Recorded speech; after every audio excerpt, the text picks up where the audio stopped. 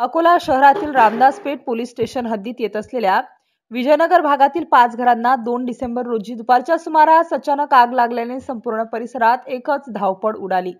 यामध्ये स्थानिक रहिवासी नरेंद्र नंदकिशोर निंबे, राजू धामोडे, छाया गायकवाड, संजय ढवळे यांच्यासह एका घराला आग लागल्याने या कुटुंबाच्या घरातील संपूर्ण साहित्य जळून खाक झाले आहे। याआधी सुद्धा याच भागात घरात सिलेंडरचा स्फोट झाल्याची घटना घडली होती। आग लागल्याची माहिती मिळताच स्थानिक नागरिकांनी एकत्रित येत बकेटने आग विझवण्याचा प्रयत्न केला, मात्र ते असफल राहिले। नंतर अग्निशमन दलाच्या सहाय्याने आगीवर नियंत्रण मिळविले आहे। या घटनेमध्ये सदैव आणि कोणाचीही जीवितहानी सुदैवाने झाली नसली तरीही 5ही घरातील जीवनोपयोगी साहित्याचे मोठ्या प्रमाणात नुकसान झाले आहे। दरम्यान नवनिर्वाचित आमदार सादिक खान पठाण यांनी घटनास्थळी भेट देत नागरिकांना तात्काळ मदत मिळवून देण्याचे आश्वासन दिले आहे। MCN न्यूज मराठीकरिता धनराज सपकाळ, अकोला।